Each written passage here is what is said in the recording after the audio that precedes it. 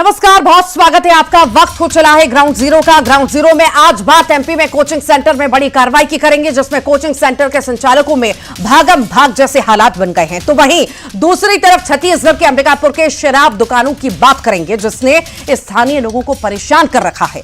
लोग शराब की दुकान को रिहायशी इलाके से हटाने की मांग कर रहे हैं, लेकिन प्रशासन को कोई फर्क नहीं पड़ता। इन दोनों खबरों पर चर्चा करेंगे। आशीष जैन दमोह से जुड़ गए हैं, तो वहीं श्रवण महंत हमारे साथ अंबिकापुर से जुड़ गए हैं। पर सबसे पहले विस्तार से आपको खबर बताते हैं। अंबिकापुर चलते हैं, अंबिकापुर का जिक्र करते हैं, जहां शराब की दुकान ने स्थानीय लोगों की जिंदगी को नर्क में ढकेल दिया है। रिहायशी इलाके में दुकान रहने की वजह से यहां बदमाशों का अड्डा बन चुका है। लोग अधिकारी से लेकर मंत्री तक से फरियाद लगा चुके हैं शराब की दुकान हटाने के लिए, लेकिन क्या जरूरत जो कोई अधिकारी या नेता इस और देखे, ऐसी कोई जरूरत नहीं की। सालों से मांग चल रही है गंगापुर शासकीय अंग्रेजी शराब दुकान को वार्ड से हटाया जाए, लेकिन मांग सिर्फ मांग ही रह गई है। दुकान से हम लोग भी परेशान हैं। आने जाने में, काम करने जाते हैं तो आने जाने में थोड़ा दिक्कत होता है हम लोग को। आते जाते रहते हैं तो बाइक को सटा के एकदम चलाते हैं। तो हम कभी दुकान में जाते हैं तो 8 बजे 8:30 बजे छुट्टी करते हैं, 9-10 बज जाता है, तो परेशानी तो होता है। देखिए, पिछले 6-7 साल 8 साल हो गया है। पिछले 7-8 साल से शराब दुकान यहाँ पे खुला हुआ है और इस 7-8 साल में काफ़ी परेशानी का सामना किए हुए हैं हम लोग। पूरा मोहल्ला वाले बंद कराने के लिए भी बहुत प्रयास किए, लेकिन कुछ नहीं हुआ। लेकिन अभी कुछ दिन पहले न्यूज़पेपर में भी आया था कि 1 तारीख को दारू भट्टी यहाँ से हट जाएगा। तो पूरा मोहल्ला में अच्छा खुश हो गया था पूरा मोहल्ला। लेकिन 1 तारीख गंगापुर वार्ड क्रमांक 47 के वार्डवासी अंग्रेजी शराब दुकान खुलने से परेशान हैं। शराब दुकान रिहायशी क्षेत्र में खोला गया है और यही वजह है कि यहाँ के जो लोग हैं वो सालों से परेशान हैं। हम बात करते हैं कितना परेशानी का सामना करना पड़ रहा है इस शराब दुकान की वजह से। बहुत ज़्यादा परेशानी हो रहा है, बहुत ज़्यादा। हम लोग तो इतना भी कर रहे हैं लेकिन कुछ तो नहीं होता है, सुनवाई नहीं हो रहा है।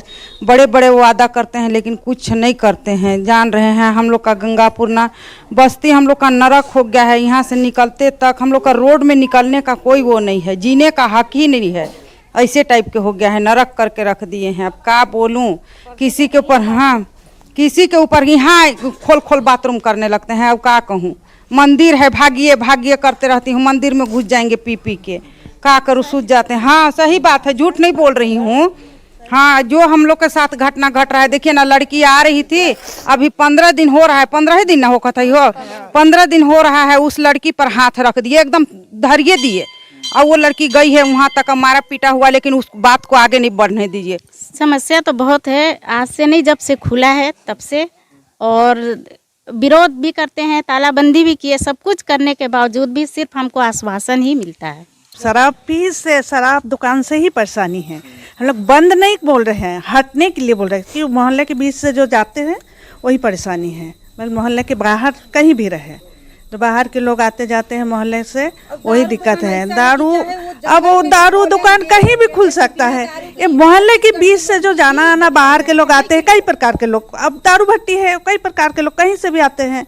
तो हमारे यहाँ बहू बेटियों को निकलना दुश्वार हो गया है।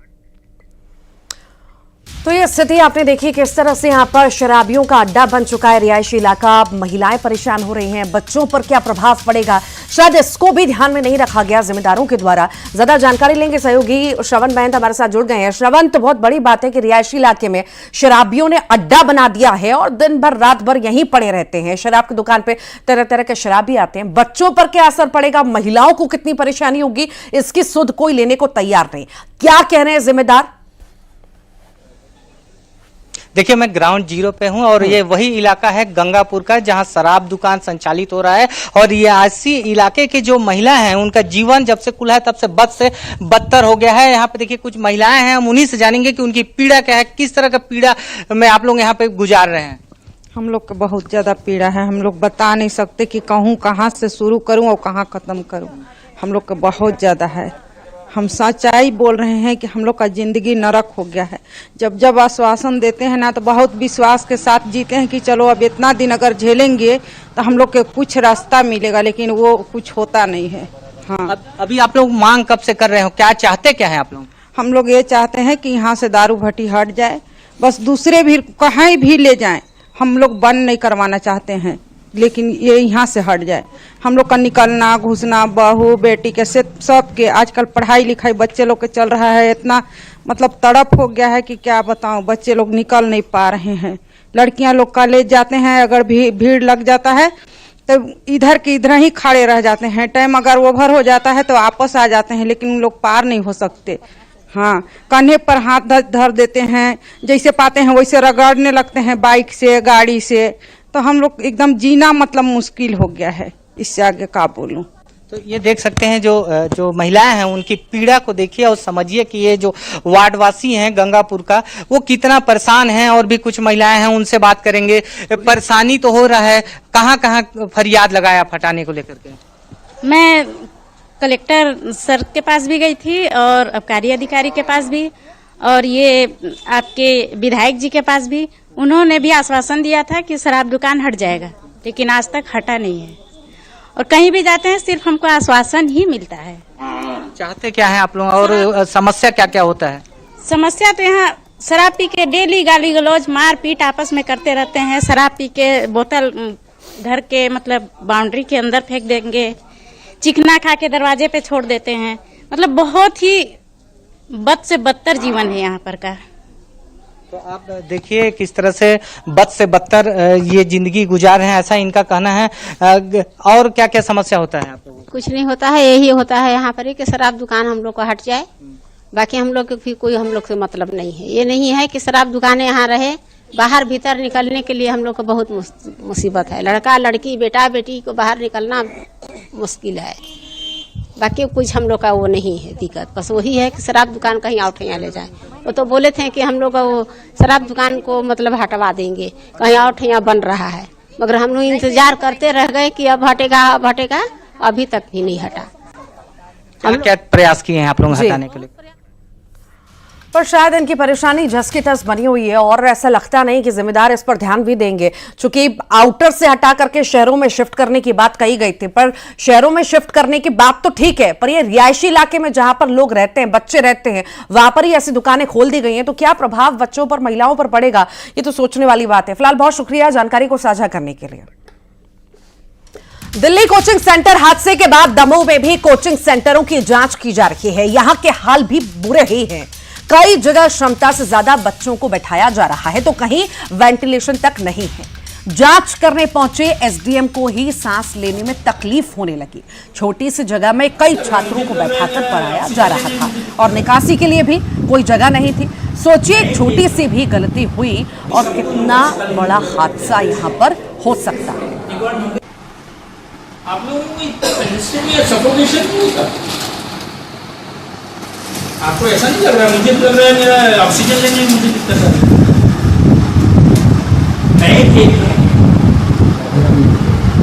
नहीं ऑप्शन नहीं है, लेकिन जिंदगी पहले है ना।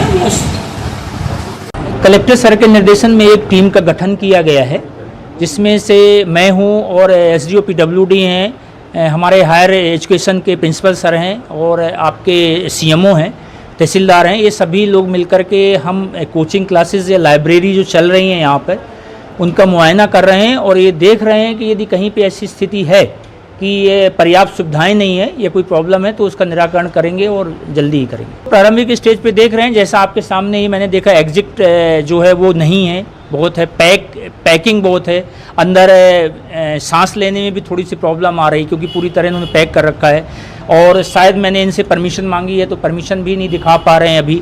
तो ये नगर पालिका और एसडीओ पीडब्ल्यूडी को मैंने निर्देशित किया है कि तत्काल नियमानुसार कार्रवाई करें।